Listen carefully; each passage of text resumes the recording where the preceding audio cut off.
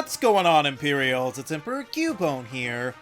Every Pokemon out there is somebody's favorite. Seriously, I mean each and every one. Somebody out there really loves Heatmore a whole lot. But some Pokemon plainly rise to the top and get notoriety that few others are able to attain, becoming super popular.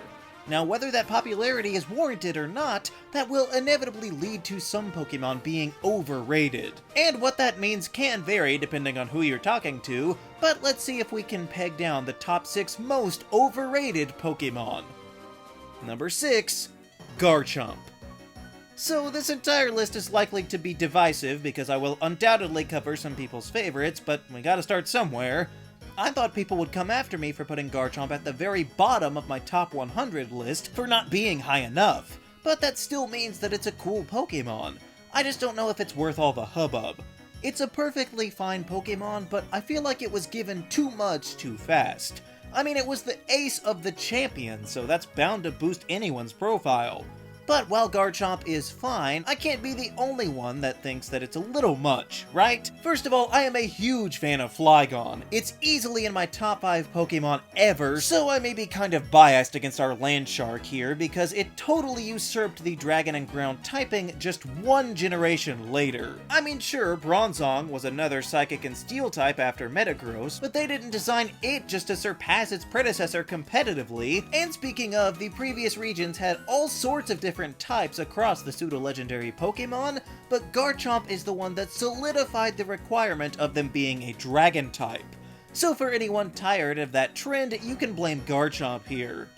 And I guess that's part of why I feel like it's qualified to be overrated, because we have a direct comparison to the other pseudo-legendaries, and Garchomp was one of the very first to get a Mega Evolution, when the Gen 3 options were just lucky that Oros even existed to pick up the slack. And once again, they left Flygon overshadowed in the process. And then Garchomp was a fighter in Pokken Tournament when all of the other pseudo-legendaries were left out. I get that Garchomp can be useful in a fight, but does that really mean that it should be above every other Sinnoh Pokemon? Of course, that could be said for Infernape if you ask me as well, so at the very least, Lucario was safe here since his hype is mostly deserved given his attributes. Number 5, Suicune. This one will likely get me even more heat, but I will never understand why Suicune gets preferential treatment over the other legendary beasts. This is a trio, guys, as in they should all be equal. I know that nowadays we have like masters or bosses and legendary trios, but those ones are always above the other two. The Johto Beasts are just 3 random Pokemon grouped together by their shared resurrection. So if anything, Ho-Oh should be their master. I mean, Suicune could take out Entei, sure, but then it would get obliterated by Raikou. So what's the deal with Suicune getting all of the attention? The Aurora Pokemon got its own version! I see no reason why Suicune should have gotten special consideration to get its own box art and everything. Any one of these beasts could have been on that cover, and it would have been just as relevant to the rest of the generation. In fact, really everything was pointing to Celebi being on the 3rd cover, but then they just buried it in a post-game gift. And from what I can recall at the time, Entei was the much more popular beast, but they decided to force Suicune onto center stage anyway. They teased Suicune by far the most, and in fact Suicune was the only one to get an actual movie, being in Pokemon Forever, since the Entei in the 3rd movie is technically just a manifestation of the unknown. And poor Raikou only ever got a consolation pilot for Pokemon Chronicles. But Suicune has maintained in hogging the spotlight ever since, seemingly content to gleefully stand on the shoulders of its brethren in order to secure a spot in the Pokken roster above them, as well as being one of the few Pokeball options from Smash Bros. To change their moves between games, showing that they clearly devoted excess attention to it. Not to mention, it is de facto the permanent first Pokemon that will always appear when you initially arrive at the Dynamax adventure, meaning that even if you never do it again, Suicune gets the press. I don't mind Suicune at all, I just see no reason why it gets all of the love over the arguably cooler Raikou and Entei, when at the very least they're all of equal significance. If you don't get it, then just imagine they randomly made Regice more important than the other two and gave it its own game version arbitrarily. That's the boat they put Suicune in. Number 4, Gengar. Okay, come after me if you must. I know this is many people's favorite ghost type, the Pokemon Company seemingly included, but I'm just not caught up in it, I guess. I mean, it's fine, but it's nothing special. It's still weak to Psychic, after all, which was like its one job to take them out. And it's not like we're still in Gen 1, we have a bunch more cool ghost types now. However, even so, we had 2 cooler ghost types in Gen 1. Ghastly and Haunter are much better representations of what an otherworldly spirit type of Pokemon could be.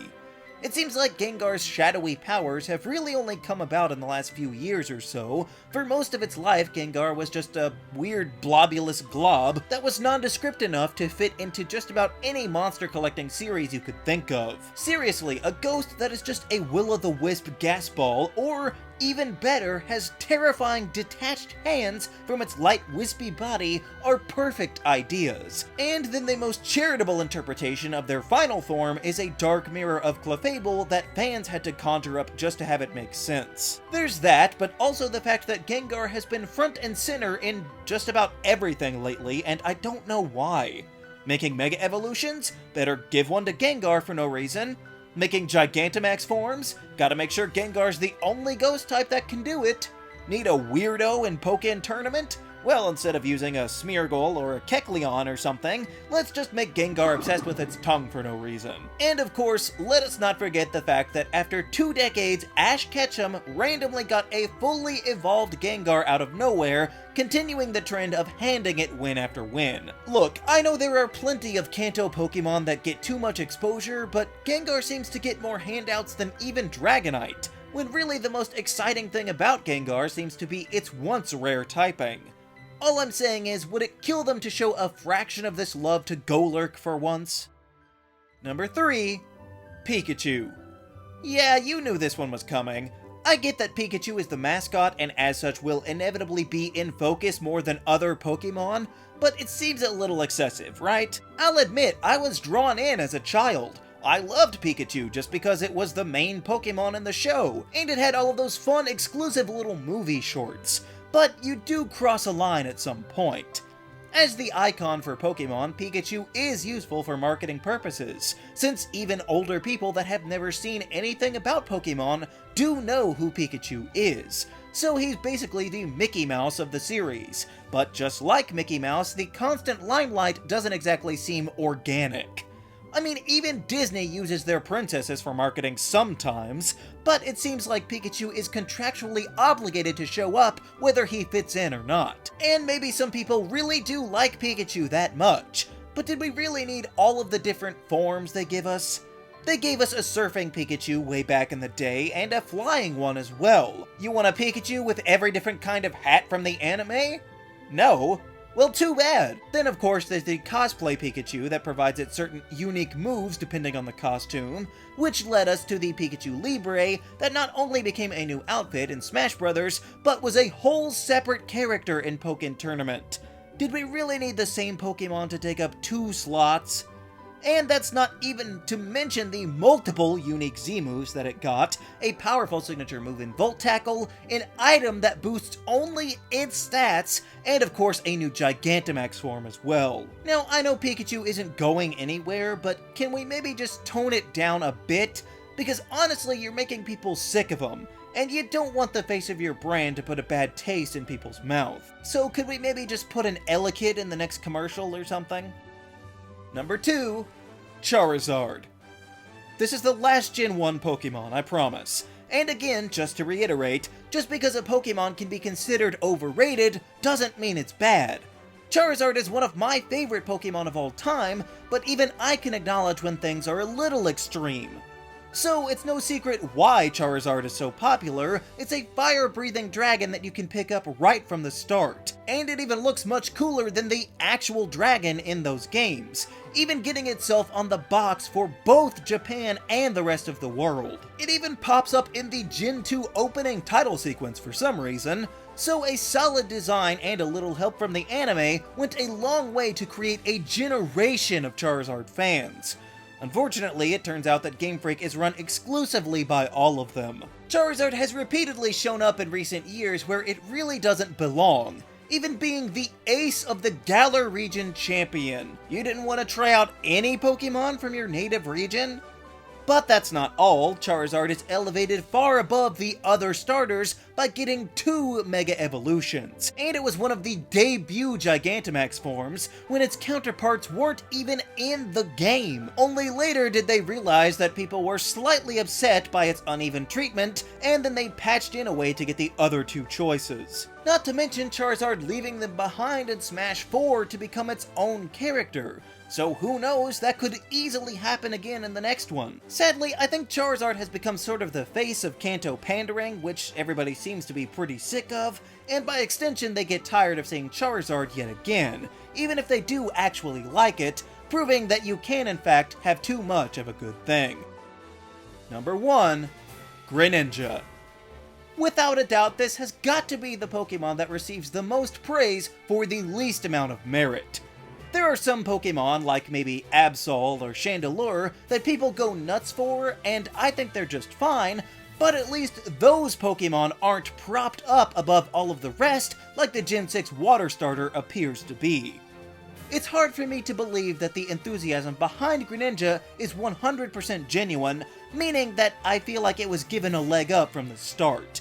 Greninja was hand-picked to be in Smash at the very earliest stages of production for X and Y, to the point where they didn't even know its moveset, so they just made it up with moves that it can't actually learn because they thought it would be a favorite Pokemon. Self-fulfilling prophecy much? I'm sure if you had included, say, Aegislash instead, it likewise would have been given a boost in popularity. Greninja also randomly got a special form to look like the protagonist of the far-reaching and commercially successful international children's TV program, so I'm sure that had nothing to do with it gaining any fans.